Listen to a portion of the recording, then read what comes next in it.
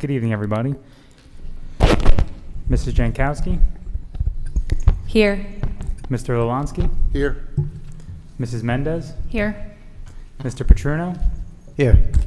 Mrs. Piernick, Here. Mrs. Rosato, Here. Mrs. Shrem, Here. Mrs. Seward, Here. and Mrs. Amster. Here. Sunshine Law. Be advised that this meeting is being held in accordance with the Open Public Meetings Act, Chapter 231 PL 1975 Sunshine Law, and that adequate notice of the date, time, and agenda has been sent to the Asbury Park Press and the Star Ledger and has been posted and filed with the Marlboro Township Clerk. Copies have also been sent to each district school and other area newspapers in accordance with the law. I won't read in full, but I will draw your attention to statement of videotaping of public portion of Board of Education meetings, public comment statement, and no smoking on school grounds. Will you please rise to the Pledge of Allegiance? To the flag of the United States of America, and to the republic for which it stands, one nation, under God, indivisible, with liberty and justice for all.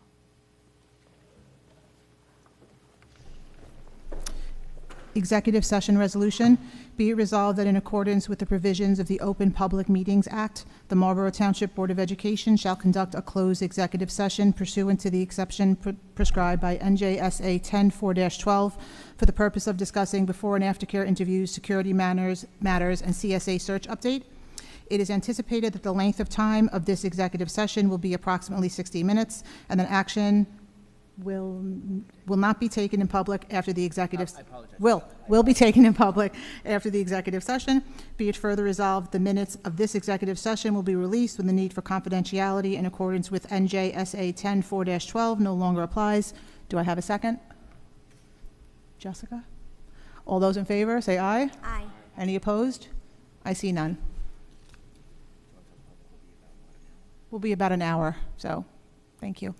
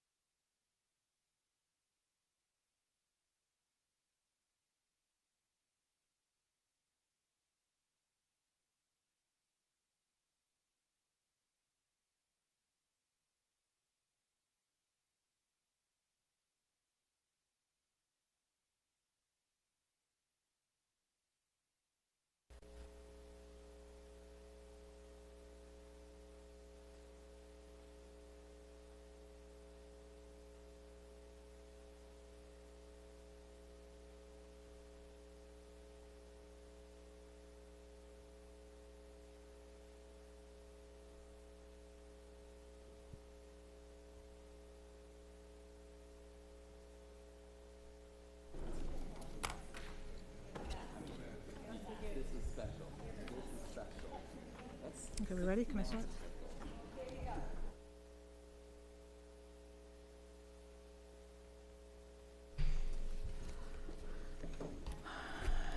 Vinnie, roll call, please. Sure. Mrs. Jankowski, Here.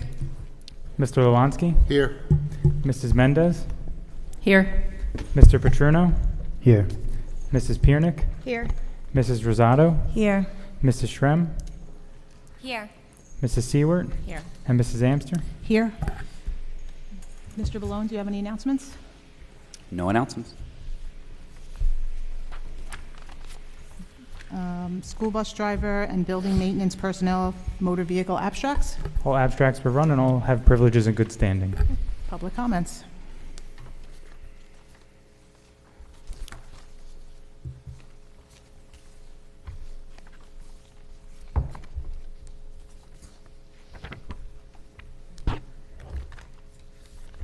It's okay. Who's First is Jason DiMaria.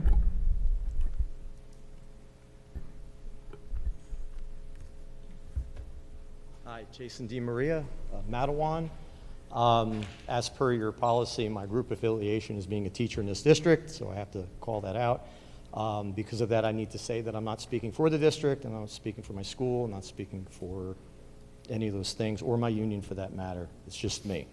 I identify as an educator, so that's how I'm going to speak. All right. Policy 5756, that's what I'm here to talk about, just in brief. At this point, maybe the crossroads of my life, getting at the midway point, I can't just sit back and just let things happen and have people talk about me and saying things like, I impose you to do this, and we are going to impose you to do that. I have a right as a citizen, even though I am a teacher, to speak my mind about these things. And I just want to give you just a few thoughts. I have been to and I've watched neighboring board meetings, quite a number of them, just to collect information. That's all I wanted to do. Never spoke it out or anything, I just left it all for here. I want to talk about terminology.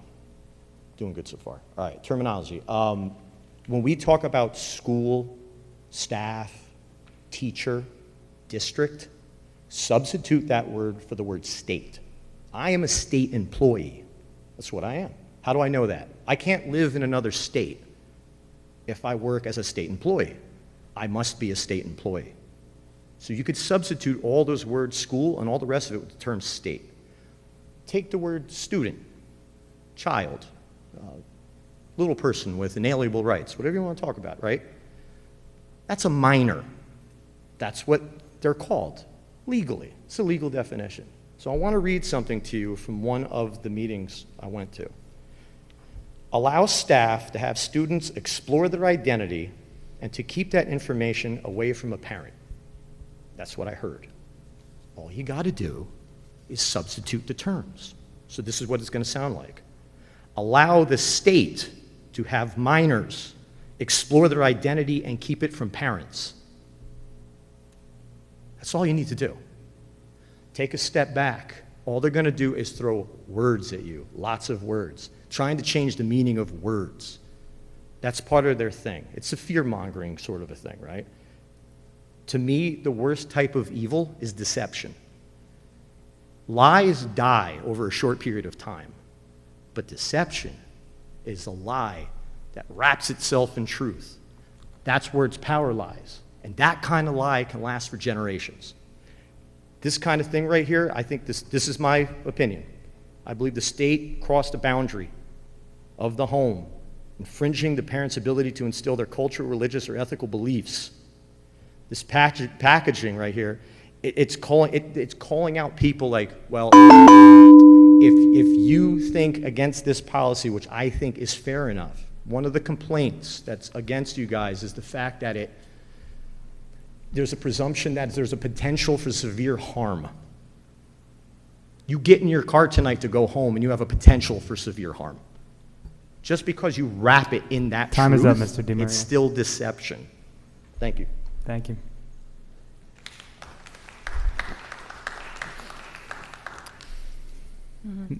Next up, Barry Goldman.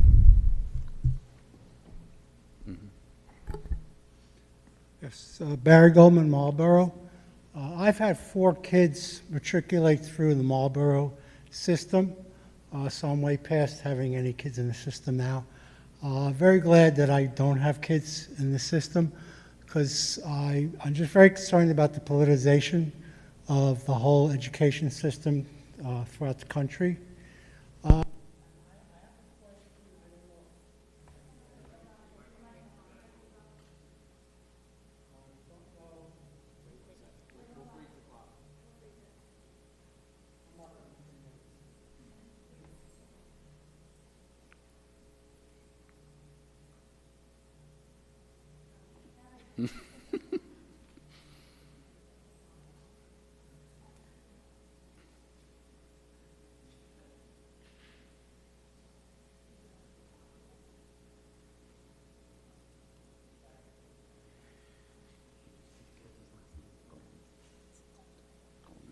Goldman?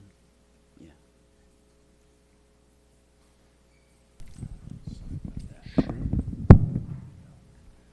Yeah, so the question that I have is, would I be able to know if anyone on the board has a direct or an indirect affiliation with the group Moms for Liberty? Would I be able to know that? We typically respond to the public comments in the end. You can certainly ask the question. If a board member wants to answer it, they can. They don't have to. Okay. I mean, that's my question. Thank you. I do not. I'll answer the question. I do not as well. Do not. Thank you. Do not. I do not. I do not. I don't either. I do not. I do not. Yes, I've never even heard of it. Okay, next up is Shamoon Siddiqui.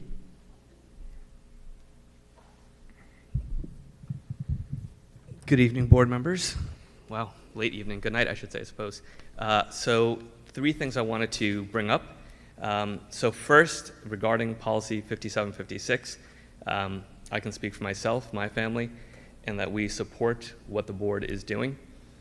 We hope that perhaps this will be some inspiration for other townships, other districts, other states to perhaps follow suit. I think that what Marlboro's done is a decent middle ground, respecting students' rights, respecting parents' rights, and trying to find that safe ground in the middle. So it's politicized enough, so I won't go beyond that. But something I did want to bring up to the board's attention is ChatGPT. So for those that are not aware, it's a large language model capable of doing homework, writing assignments, work for many people. And I'm curious if it's been discussed, will be discussed, how to address that with students. Students are not above taking the easy route. I wasn't. So if there's this tool available that can suddenly do their homework for them, do assignments with them during their formative years, is there a plan to help address that? Is there a plan to help them have both foundational understanding of language, writing, reading, but also keeping them abreast of technology so they're not completely aloof and behind the curve when they need to be? And again, I don't have a solution for that. That's not something that I think anyone really has a solution for, because it just came out last year. So if you haven't played with it, play with it. It's absurdly good in what it can do. It can do, perfect scores on SATs, law exams, USMLE. So, forget about K through 8 assignments. It can knock that out of the park without hesitation. And the last thing I wanted to talk about was color. So it seems that scientists say that no 2 people sort of perceive color the same way. So I guess you could say color is a pigment of your imagination. Thank you.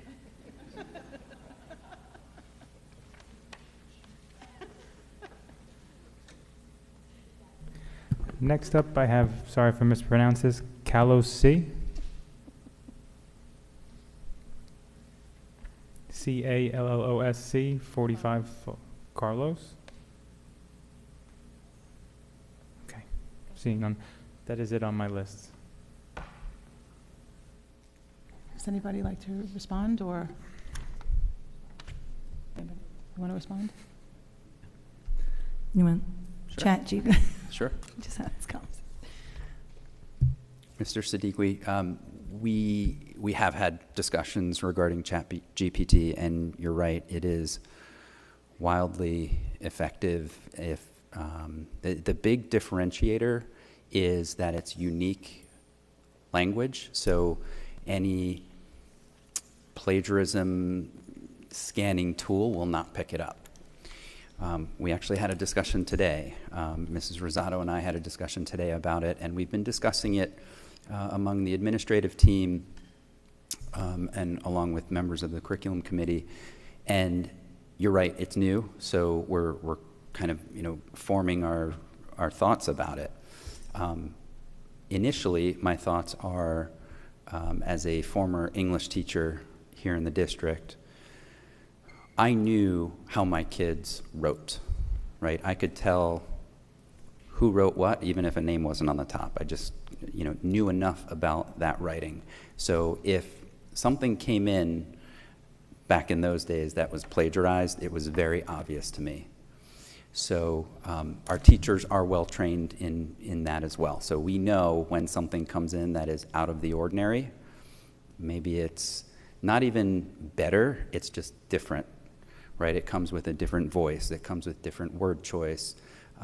ChatGPT can write something, and then I know you can modify it and sort of make it your own. And perhaps, maybe that's something we look at to,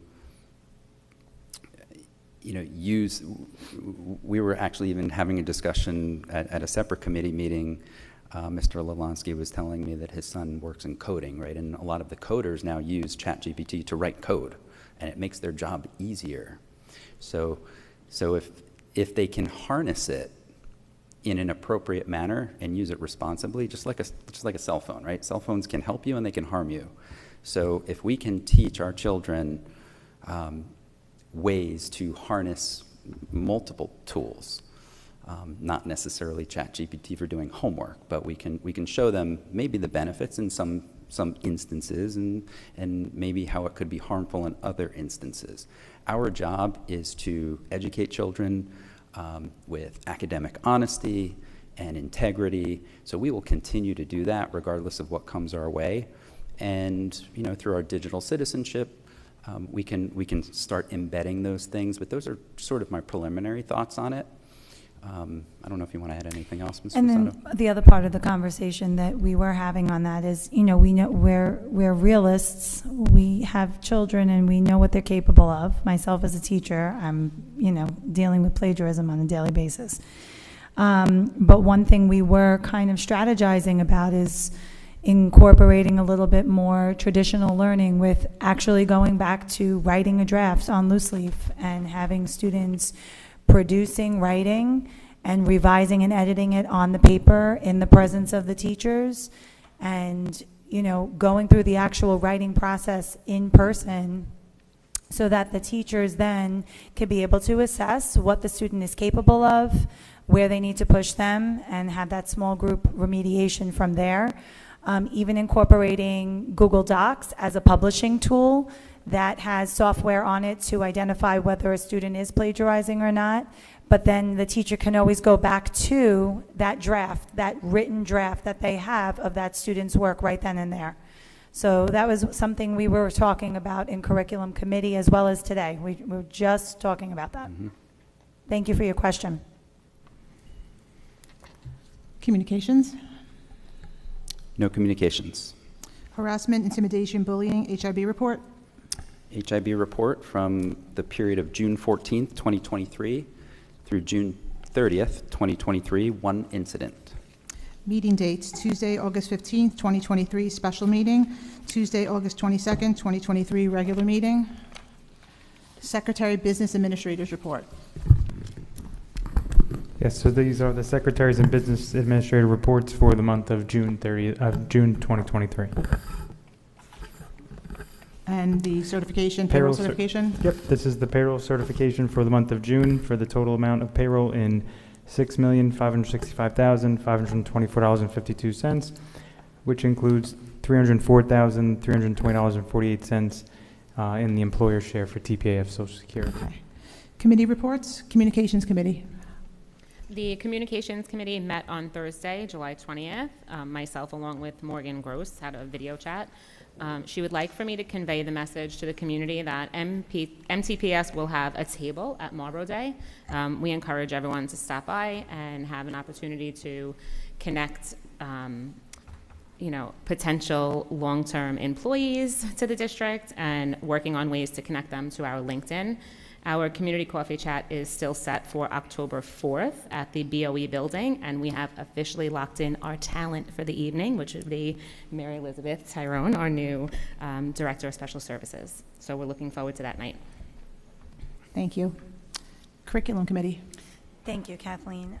So we held an in-person meeting for the Curriculum Committee on July 12th. Kathleen and I both met with Michael Ballone. Thank you from Michael Bowman, Morgan Gross, and Mary Elizabeth for attending and discussing some agenda items.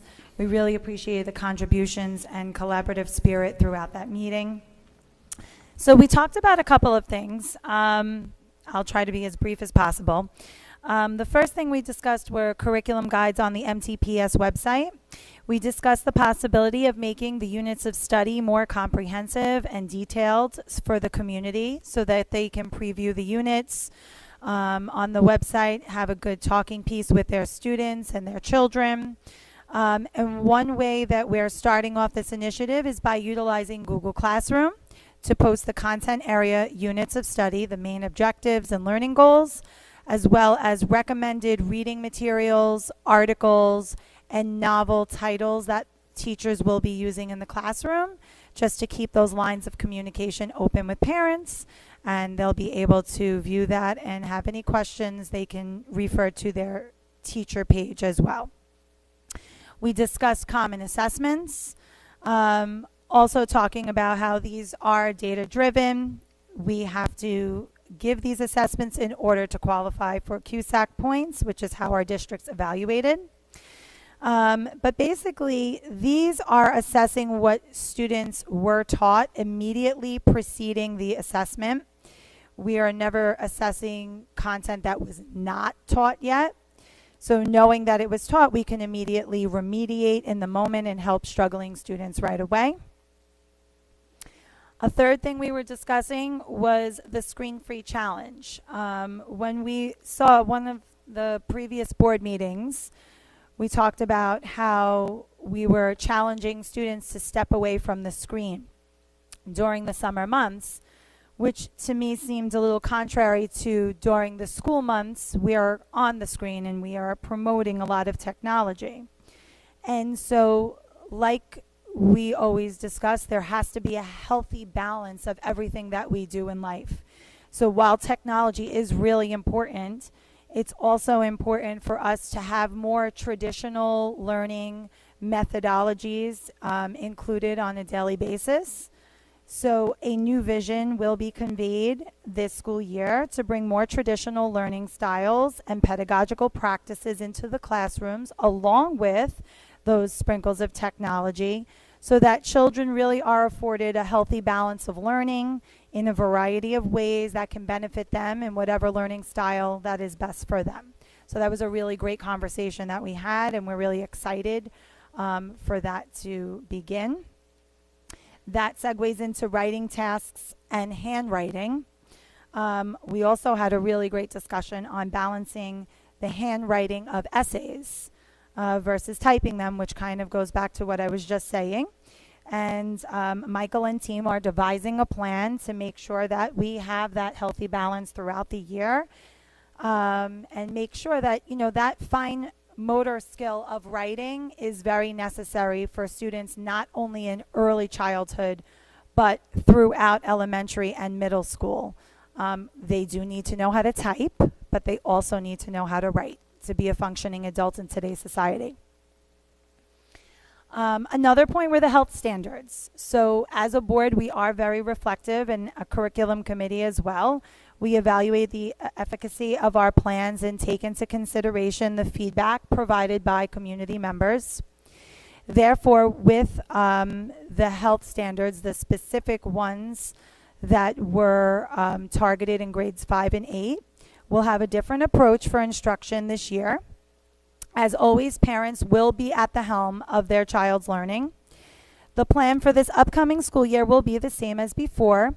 Parents will have to indicate at the beginning of the year in Genesis portal whether they want to have their child opted in or out of learning those specific learning standards targeted in our previous conversations this year around gender identity, sexual orientation, etc. Those identified health standards will be taught to the opted-in students in person throughout the normal school day. Since we already had a health professional record this lesson this past year, we will be utilizing this to administer personalized instruction to the participating opted-in only students. We'll be giving more information as the school year progresses on that. And then a final topic were modifications for special education. Really appreciate Mary Elizabeth for attending our meeting. Your expertise and your vision for special education department was really a welcome breath of fresh air. And we really are excited for all the wonderful things that you are going to accomplish this year for our very special students. Some parents were asking about special education planning and instruction. I know you can speak more to this, but basically, special education and general education teachers are always collaborating together to design and modify instruction for their students. Special education teachers specifically have to work within the realm of a student's individualized education plan to make sure that they are targeting and meeting their instruction to that student's specific needs and their short and long-term goals. So therefore, their lessons and modifications are going to change depending on the students in front of them. So it's not a one-size-fit-all kind of lesson plan. It has to be modified according to that child. And that is that. Thank you, Christina. Policy Committee, Val. Good evening. So you'll see a variety of policies, and you're going to continue to see that. So what we're doing now is we're conducting somewhat of an audit. We're going through all of the policies. So a little bit of how that process works so that you're just looped in. So the policy committee meets probably every 2 weeks, maybe 3 weeks, and we kind of go through the policies. And some are just, we've been going through the 5,000s, which are students, but a variety of them. We'll kind of make our edits together as a group. I'll go back and I'll make the edits that we discussed, present them back to the committee, and then that's how we get here to the first and second reads, just so you all know how it kind of works. So you're going to see a lot of policies come up. Over the next couple of months, we're conducting an audit of all policies. There are some that are actually mandated that we have. Example is the HIB policy, and there are some that are there that haven't been looked at since 2014 that we feel like should be revitalized and looked at. So you'll see a variety. And so as you're looking through for first read tonight, first, I'm not going to go in detail on every single one of them, right? You could read them at your own, but I will tell you, call out some key points in some of them. So the first one is your 2419, which is school threat assessment teams. That's actually something that is some new guidance from the state. It talks about how we're going to keep our schools safe, the names not the names, but the positions that should be part of this threat assessment team. And so throughout some of these policies, you'll see woven in there that the threat assessment team is another level of security that's added to the schools. And so that policy 2419 is there for first read. And you'll just see the individuals that have to be part of this threat assessment team. Policy 9202 is actually based on civility. And this is an important one too. So this is all about kind of disruptions and threats, right? And so the threats before were for school and staff members, and in this policy now we actually added board members. And so this will help this board and any future board members that follow after us. And so that's where we came up with civility about the safety and threats to not only school staff and students, but board members as well. So that's there. 2425 is the Emergency Virtual or Remote Instruction Program. And so this is one that is actually mandated by the Department of Education, but I know, Michael, you wanted to say something about it.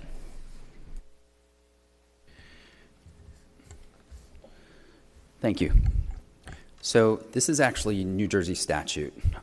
So we are required as a school district, following the pandemic and the closures that took place during that time, we have to annually submit a plan in the event that we would have to go remote. Let me be very clear, we don't support that. We don't want to go remote. We don't envision going remote. But we are required to submit a plan to the Department of Education, and we are also required to have this in place in policy. So when you see that on the agenda, please don't mistake that for, oh, we're adopting this so we can go remote. We're adopting it because we have to, but this is not something we ever want to do. Thank you, Michael. And, you know, on page 2, at the bottom of page 2, we did add a change there that not only the superintendent can make the decision to close the school for this health-related emergency, but it has to be in consultation with board officers. So one person is not the only person who's making the decision.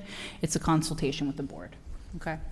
So that was one of the big ones we wanted to call out. Some I'm not gonna read through, but you all can read at your leisure, is 3270, professional responsibilities, 5200, which is attendance, 5305, which is health services personnel, 5310, which is health services, 5330.04, administering an opioid antidote, and then 5500 for expectations for pupil conduct. And 5512 is an important one, and that's harassment, intimidation. It used to be and bullying, and now the state changed it to or bullying. So it's not all three in one, it's actually any one of the three can be considered.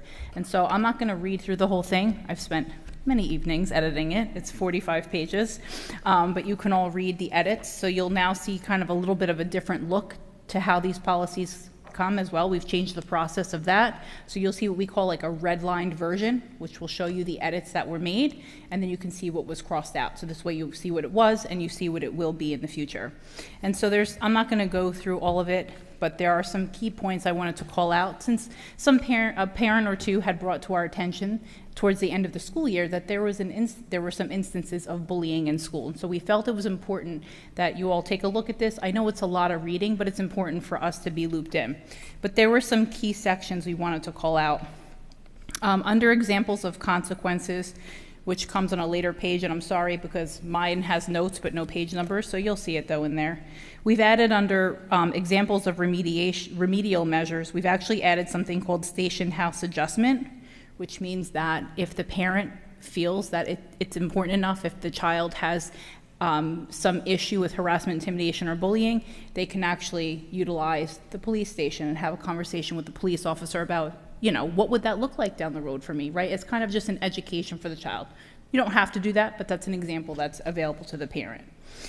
There's another section in here that comes later on, that in the principal, in consultation with appropriate school staff, will develop kind of a remediation plan if the student is found to be an offender in 3 harassment, intimidation, or bullying incidents, and each subsequent incident occurring within 1 school year.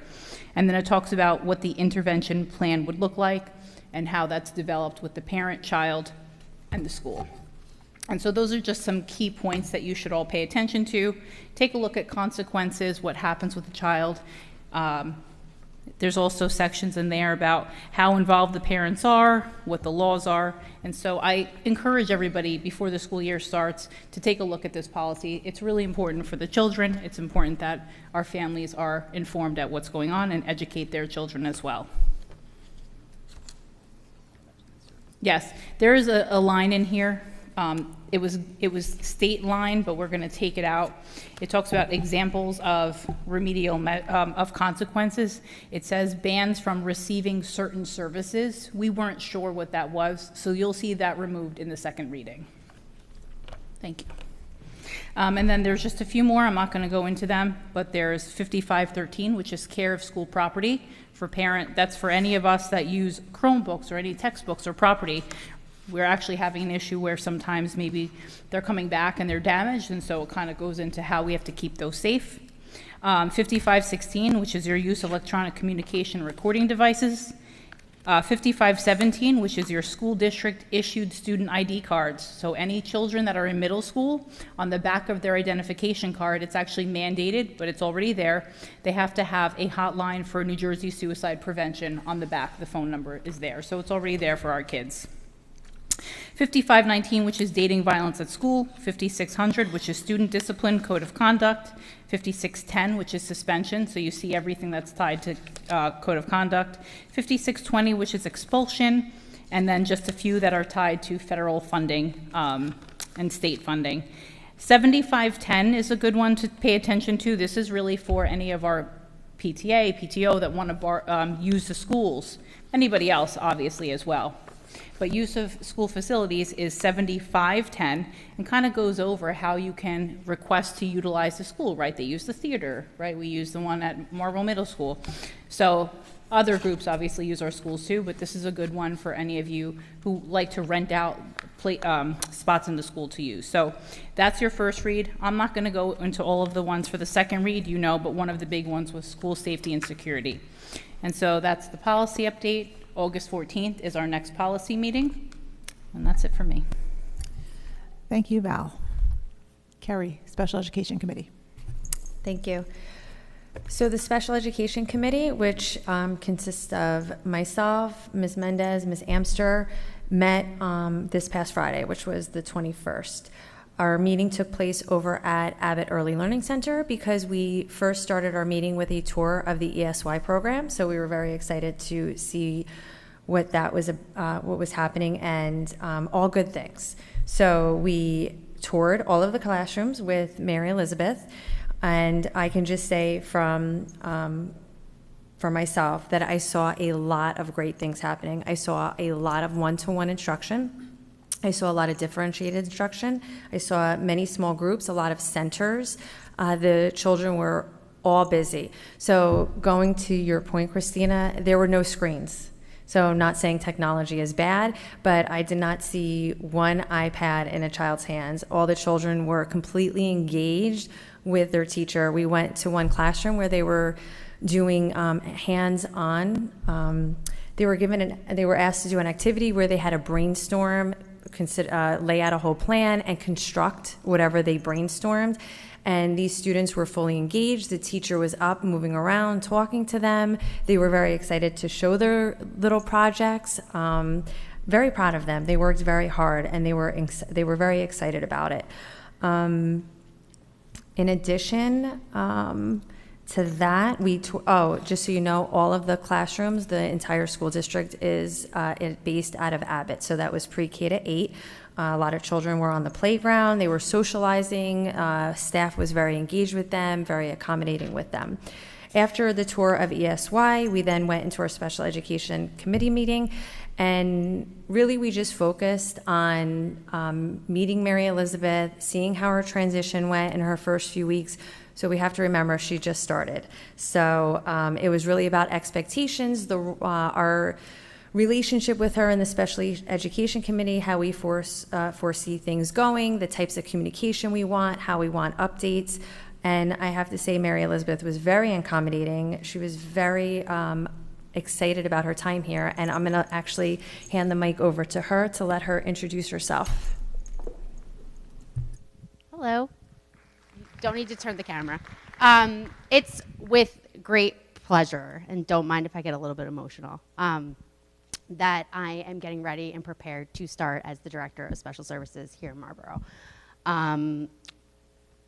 I believe in full transparency and honesty in the communications with the community.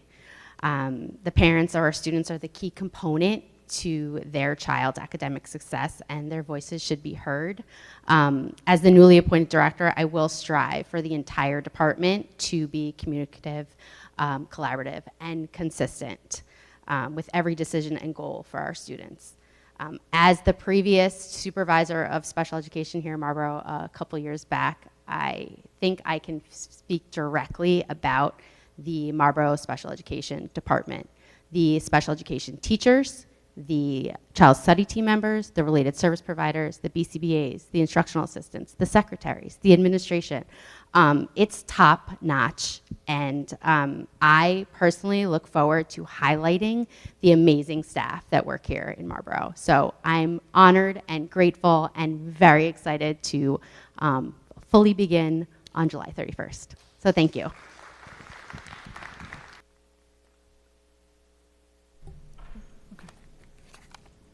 Okay. Mary Elizabeth, if you want, we'd like you to sit at the table next to Jessica. You're too far away. You can sit next to Jessica, and if you need to talk, you could just, yeah.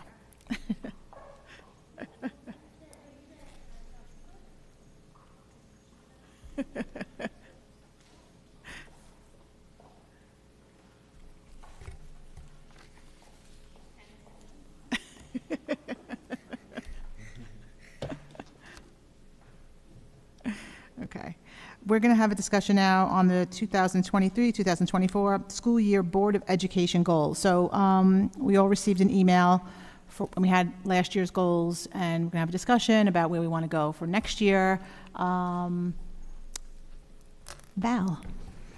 Yeah, so I know that we were talking through what some of the goals would look like, and so for us, it's important that the goals are measurable, are attainable, that it's something that we can actually show progress and improvement that we've made. And so we talked through a couple of things. Some of us just, one of them that was super important to me was fiscal responsibility, right? We have a responsibility to not only the staff and the school district, but also to the community.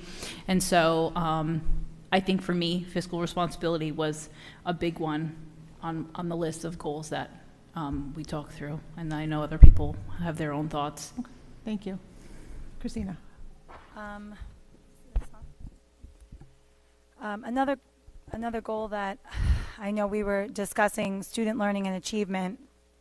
I think that we definitely should have that included, that we definitely want to advance student learning and performance, making sure that we have high levels of learning for all learners within our district. But I also feel that as a board, we should be constantly assessing the efficacy of our programs, and also somehow receive feedback from not only the teachers, but also the students. Get student, feedback, see what they're thinking about the programs that we're using. Is it working for them? What would work better? So I definitely want to kind of construct the goals so that we have all constituents represented within student learning and achievement. Okay. Michael. Can I build on that, you two guys? One of the things that is measurable is that, I know we never really looked at, I know we're a year in past COVID and home learning, but maybe we should put some kind of data-driven measurement together with administration to see if there are any more lingering effects that need to be addressed from the in-home, all the time they did spend in-home learning. And I'm not talking about learning loss, I'm talking about what wasn't learned because they were maybe at home, maybe walked away from the screen, maybe weren't paying the attention they'd pay in the classroom. Yeah, I agree. I know for me personally, when I became president back in January, it was very important to both Christina and I when we took this over, respect. And I feel like we've accomplished that. There's a respect towards administration. It's reciprocated both ways to the community. So for me, that's still ongoing, and also obviously communication and collaboration with the teachers, with administration, with the parents. So I think that should be one of our goals too, moving forward. Anybody else? And obviously this is going to be we'll write it up, I'll shoot it out, we could, that type of thing, and we could come up with something really amazing. Any other suggestions? Or we had, the old ones from this year, if you want to, we could tweak them. And I think just to piggyback on what you said, Kathleen, was just regarding community involvement, right? And so I think that was something that was really important to me when I wasn't on the board, and just want to make sure that, the community feels heard, and that, we're hearing your thoughts. Some aren't great, but we want to hear them, right? And some are wonderful. So all thoughts are welcome. Feedback is, I always say feedback is a gift. So any feedback that we receive, that's fine. Send it our way, and we'll take it as, something that we can learn and grow from. or things that we're doing well. I always say more, better, differently, right? So what do you want us to do more of? What do you think we can do better? And what should we do differently is important. So feedback is really, really important. So keep it coming. Anyone else? Any suggestions? Jessica? Yep. For the student learning and achievement, I wholeheartedly agree about meeting the needs of special education students, gifted and talented, but also making sure that we don't let any student go through the cracks. The only thing I would add to that is when the school climate teams do meet, sometimes there aren't programs or services available to our students, whether they have a 504 or an IEP. If they don't, finding creative ways to meet the needs of those students, whether it's academic or social emotional, just putting something in for, you know, let's say an OT to go in and help a student self-regulate who maybe doesn't have a 504, just putting that into the student achievement piece. And one thing that, just on student achievement, that I know I've mentioned a variety of times, is just recognizing all students. And so I know that we were talking about our gifted and talented students, and we want to continue to recognize them, but how can we also recognize the students that maybe just went from a D to a C, right? But that was giving their best. And so recognizing our students that have made a change, but a good change for them. And so I think we just need to find a way, a program. I know, Michael, we talked about that, a way we can recognize everybody. You read my mind. I just wanted to, I'm looking at the student achievement goal number 2, and the word data driven is just like popping out at me. And I think as a board, not only do our goals need to be measurable, but I think that we need to challenge ourselves to make goals even more challenging. And data driven is not always the way to go. We need to think out of the box of ways to celebrate students in original ways, so that more students are celebrated. I really do like the spotlight, the student spotlight of the month. And I think that's a good way to really challenge ourselves to continue to do that and just be creative in how we celebrate students. I agree. Anyone else? No, I just would like to spotlight number 5, goal number 5. I know they're not in any order of importance, but I just want the community to understand fully what Valentina Mendez does on a daily basis with our policies. There are hundreds of policies and no stone is going unturned. So we should be very grateful to have someone who loves policy writing. It's really amazing. This is my first experience on policy, and there are people who work in that building, administration, who says they have never seen a chairperson, this is all her, do the kind of work that she's doing. She is meticulously going through every single policy, line by line. Like, we get emails time-stamped 2 a.m.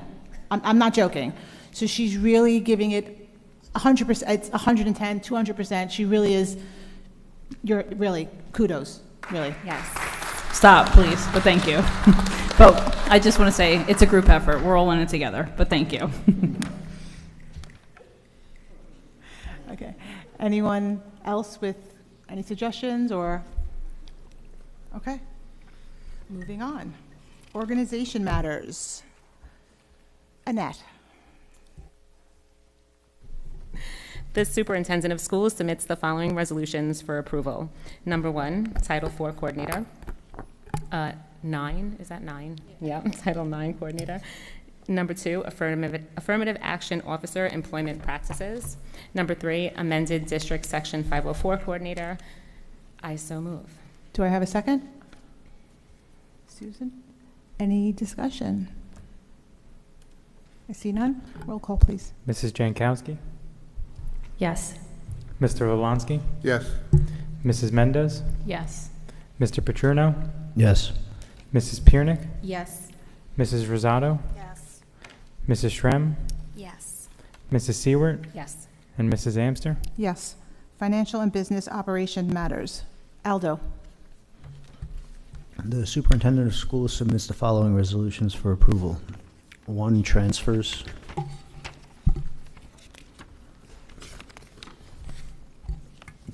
2, list of bills. 3, secretary monthly reconciliation reports. 4, travel. 5, harassment, intimidation, bullying report. 6, approval of Chapter 27 emergency virtual or remote instruction program plan for the 23-24 school year. 7, Omnia Partners, Train US Incorporated for HVAC equipment replacement, maintenance supplies, and related services for the 23-24 school year. 8, ESCNJ, HSESC, and ED Data contract purchase, Tanner of North Jersey for school and office furniture for the 23-24 school year. 9, approval of contract comprehensive joint custodial services. 10, home instruction. 11, approval of agreement with preferred home health care and nursing. 12, approval of agreement for the provision of LDTC services. 13, acceptance of non-public textbook aid. 14, acceptance of non-public technology aid. 15, acceptance of non-public security aid. 16, acceptance of non-public nursing service aid. 17, authorization to apply for an alternate method of compliance. 18, acceptance of IDEA allocations for the 23-24 school year.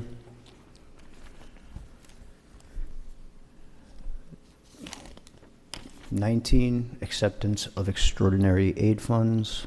20, donation. 21, donation. 22, state contract purchases. I so move. Do I have a second? Carrie, any discussion? I see none. Vin? Mr. Alonsky? Yes. Mrs. Mendez? Yes. Mrs. Piernick? Yes. Mrs. Rosado? Yes. Mrs. Shrem? Yes. Mrs. Seward? Yes. Mrs. Jankowski? Yes. Mr. Petruno? Yes. And Mrs. Amster? Yes. Curriculum matters. Michael? Curriculum matters. The superintendent of schools submits the following resolution for approval. 1, adoption of state-approved teacher and principal evaluation instruments. I so move. Do I have a second? Annette, any discussion? I see none. Vin, roll call. Mrs. Jankowski? Yes. Mrs. Mendez? Yes. Mr. Petruno? Mrs. Piernick? Yes. Mrs. Rosado? Yes. Mrs. Shrem? Yes. Mrs. Seward? Yes. Mr. Alonsky? Yes. And Mrs. Amster? Yes. Personnel matters. Susie? The superintendent of schools submits the following resolutions for approval. 1, resignations. 2, employment certificated staff. 3, employment instructional assistants. 4, employment computer technician 1. 5, employment school aides. 6, reemployment non-certificated staff. 7, transfer certificated staff. 8, reassignment and transfer certificated staff. 9, reassignment and amended salary, non-certificated staff. 10, summer work, director of special services. 11, summer nurse work, documentation protocols. 12, curriculum writing, amended ELA revised units of study, K through 5. 13, amended summer nurse work, review of allergy and medication documentation. 14, amended 23 extended school year program, instructional assistant. 15, amended 23 extended school year program for students with special needs, Wilson reading teacher. 16, 23 extended school year program, instructional assistant. 17, 23 extended school year special education programs, substitute certificated staff. 18, 23 extended 2023 extended school year special education program, substitute nurse. 19, 2023 extended school year special education programs, substitute instructional assistant. 20, 2023 summer work substitute bus attendant. 21, student practicum. 22, student teaching. 23, substitute teachers. 24, substitute instructional assistant. 25, substitute bus driver. 26, substitute bus attendant. 27, paid medical disability leaves. 28, unpaid leaves of absence. I so move. Do I have a second? Jessica, any discussion? See none? Mrs. Rosado? Yes. Mrs. Seward? Yes. Mrs. Jankowski? Yes. Mr. Lewandowski? Yes. Mrs. Mendez? Yes. Mr. Petruno? Yes. Mrs. Piernick? Yes. Mrs. Shrem? Yes. And Mrs. Amster? Yes. Policy Development and Community Relations Matters. Val. The superintendent of schools submits the following resolutions for approval. Number 1, second readings. 2, first readings. I so move. Do I have a second? Aldo? Any discussion? Carrie? I just had a quick question on the first reading of Health Services, number 5310. In reading it, there are several references to immunization records being reviewed, at least in 2 places that I see. I was just wondering if this needs just updating for the second read to include immunization records or letters of religious or medical exemption.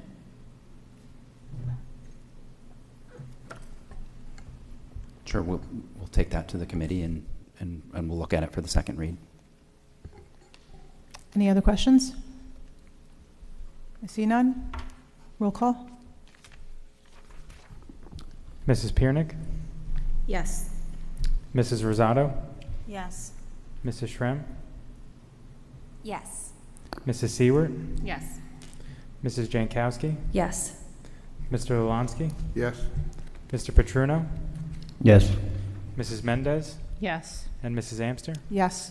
Liaison reports. I'm going to go through. I don't know if anybody, I know we're in summertime, so I don't know who has, but Freehold Regional?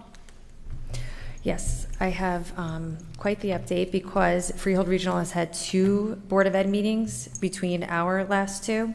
So the June Board of Ed meeting,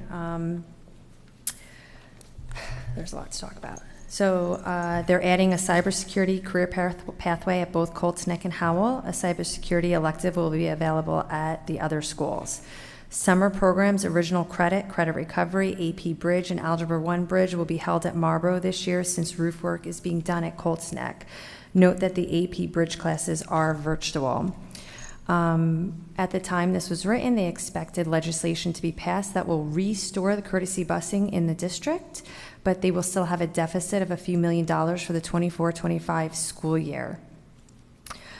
In June, Freehold Regional graduated 2,564 students. 89% will be attending 2- or 4-year colleges. Back in the 2010s, this was 92%. COVID is mostly responsible for this decline, and note that this data is self-reported, so it may not be entirely accurate. They also had violence and vandalism report for the September through December 2022 timeframe. There has been an uptick in HBs, and all the schools are working diligently to reduce them. There has also been an uptick in particular on marijuana cases as use is through the roof. This could also be because of the legalization. They had 35 instances of possession this year versus 11 during the same time period in 2021. There were 8 instances of weapons confiscated, and there has also been an uptick in social media threats. For their July board, the liaison report really was just specific to Dr. Sampson's retirement after 12 and a half years in the district, and they have already started discussing their open vacancy in the superintendent position. And once again, we thank Dr. Sampson for all the work that he's done in the last 12 and a half years and wish him luck in his future endeavors. That's it. MEF? Nothing to report. Marlboro Township Liaison? Yep. Friday, July 28th is Family Fun Night at the Swim Club from 5 to 7 p.m. They'll have a DJ, inflatable rides, games, activities, and of course the pools will be open. Swim club members are free, residents $10 per person, non-residents $15 per person. Registration is required. Tuesday, August 1st from 6 to 9 p.m. to celebrate National Night Out. National Night Out is an annual event that enhances relations between police and the community. The event will be held at Cambridge Square Shopping Center. That's by the Home Depot and ShopRite. It's a free event. No registration is needed. Local vendors, live entertainment, bounce houses, and games. Local first responders will be there performing expos on life-saving equipment, and there'll be ice cream. Sunday, August 13th will be the classic car show at the township with the concert and fireworks. You see the cars from 5:30 to 7 p.m., then enjoy the concert at 7:30, and fireworks kicks off at dusk. Annual tax bill. The certified tax rates were received from the state of New Jersey, and the annual tax bills were mailed.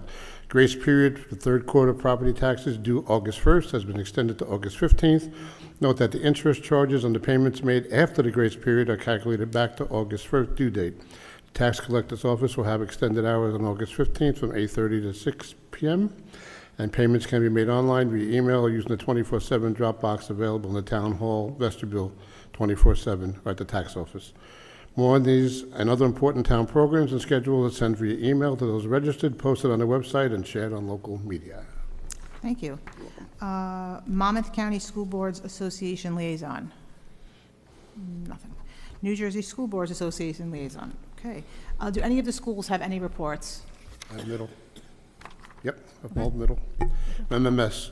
Mrs. Milwaukee would like to give a shout out to all parents and PTO sponsored and chaperoned the 8th grade dance in June. It was a wonderful, memorable final event for the students.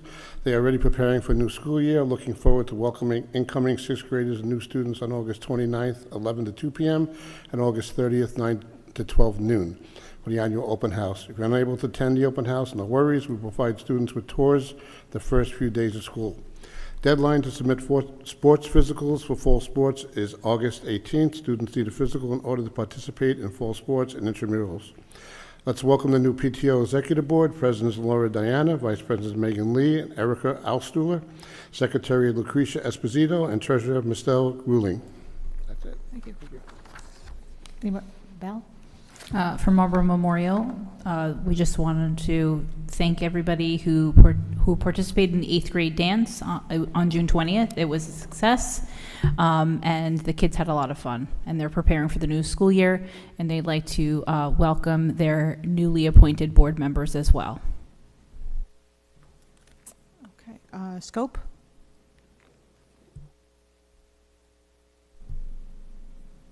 Sorry, looking for it. While you're looking, I could just do Go CPAG. ahead. Thank you. No problem. Stay tuned to the Marlboro CPAG page on Facebook for the upcoming meeting and special presentation in August. Scope is excited to plan for next year and looks forward to working with the new Special Services Director to bring exciting opportunities this coming school year. Also, registration is now open for Inspiration Soccer through Marlboro Recreation. Old business? New business? Public comments? I have none on my list, but would anybody like to speak? Mr. DiMaria? Thank you. Jason again, not talking as a district teacher again. At the end of those comments, I just kind of want to iron this out. In the last thing I said about this threat to students, I really believe that the policy that you put forward completely addresses that. Because if you don't, it's at the expense of what? So like I was going to say about getting in your car tonight and driving, it's a risk. It's always a calculated risk. There's so many accidents, there's so many deaths. You could just go on the road and anything can happen at any time. It's always a presumed threat of something bad going to happen. So why do we keep doing it? Or why aren't they all taken away in the idea of, well, we got to keep everybody safe? Answer that question, and you answer the other question, right? So and like I said in all those meetings, I never heard some of these terms actually said by one side, and it bothered me. The other thing that bothered me was simply this, that out of all the people that spoke, the only people who were speaking for this policy were just the families. So I thought to myself, you know what? Somebody has just got to go up and say, no, I back you too. I back the policy. I'm an educator. I don't feel comfortable with it any other way than the way that you're presenting it. I think it clicks all the marks. I think you did a great job in trying to balance the idea between keeping the kids safe, which is number one, right, especially in my classroom, and the idea of keeping families with their constitutional rights intact. It's that big. It's not like, I'm not mixing words here. That's what it is. So everybody's intentions for like this overreach I think that what you're doing, in a strange way, is creating a conversation that no one seems to be able to have in a civil way. And you're doing it by a policy. And I think it's fantastic. I like the work that you're doing here. I like the idea of the screen time. I always wondered about kids' eyes, and not just their eyes, but their posture, their fingers, their wrists. The minute it all came in, it was just something I was wondering about. So I think that's fantastic. All these things that you're doing is for the students. And I think that the overreach of that verbal overreach that people do, please watch out for people's words. They're deeper than what it is, and sometimes it's just on the face, and it has really nothing to do. And the fact that you guys just let it wash over, that's exactly how you're supposed to be. Be professional, stay on point. I'm just up here to tell you, maybe I'll be the only one that I back the policy. So that's all I have to say. Jason, may I call you Jason? I just, you just mentioned the word, you used words matter. I want you to fully understand that your words right now mean the world to us. They really do. I just want to thank you so much. There's more people than just me. It's just that, like I said before, the idea of deception. So you wrap this truth in this lie. Mr. DeMaria, the microphone. This idea of this deception, you wrap this truth in a lie, and it causes people to be fearful to speak up about their convictions. Like me being a teacher, I'm a caregiver, sure, but I'm a state employee. I take what I do extremely seriously. Families come first. I see them 7-8 hours a day. That's an honor and a blessing. And I don't want to cross those boundaries of the home at all to tell me that I can't, you have to tell me that I can't say something to them, which doesn't make any sense to me, because if what they have to say is the truth, why hide it? That's exactly what I'm doing right now. It's circular reasoning to me. So there's more people than just me, and I understand the fact that you come up here and you talk like this, and you immediately put a target on your back. At this point in my life, I've had enough targets on my back I can handle. You know, so. Relatable. Thank you Good very work. much. Thank you very much.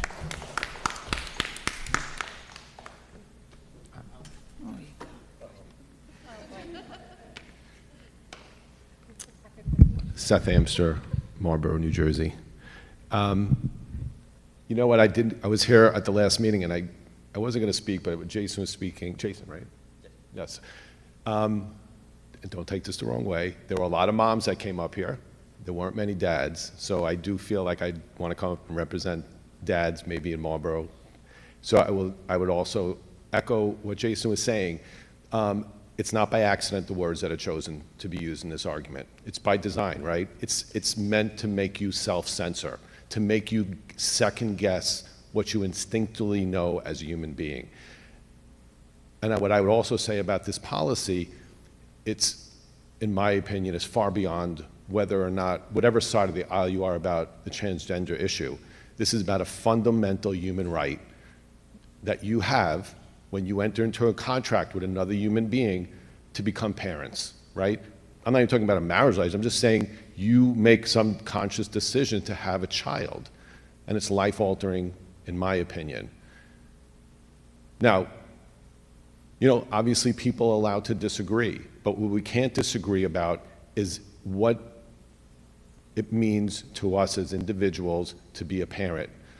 I'm in the healthcare field. I have seen child abuse up close and personal. It's horrifying, but we can't make public policy based on a rare exception. I have been a community member here for over 16 years, 5 children. I have met dozens and dozens and dozens of families in this community.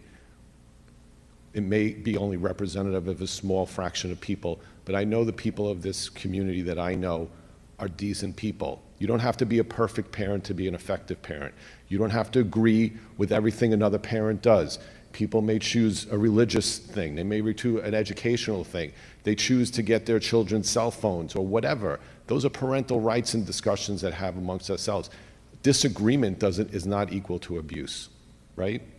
So I applaud you for finding that balance between doing your jobs as representing the children of this district, representing the citizens of this district, to find that the balance between recognizing children's do need to protect it in certain rights, and understanding that parents have the ultimate say in the raising of their child. That can't be questioned by anyone, regardless of the words they use. And just to finally follow up what Jason said is, again, as these words do matter. Words matter because it defines our ideas. If we cannot speak the truth, then we will be lost in a war of words, and you will be labeled as bigots or racist or whatever term they want to use against you. Remember to stay true to what you believe and hold true to that. And I believe that you have a lot of support in this community. And one last thing, by the way, none of you have given up your rights as American citizens, and you can belong to any group that you like.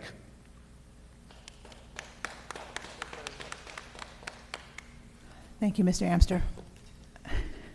Anyone else?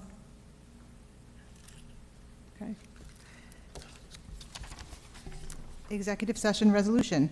Be it resolved that in accordance with the provisions of the Open Public Meetings Act, the Marlboro Township Board of Education shall conduct a closed executive session pursuant to the exception prescribed by NJSA 10-4-12 for the purpose of discussing matters of attorney-client privilege and MCAA negotiations update.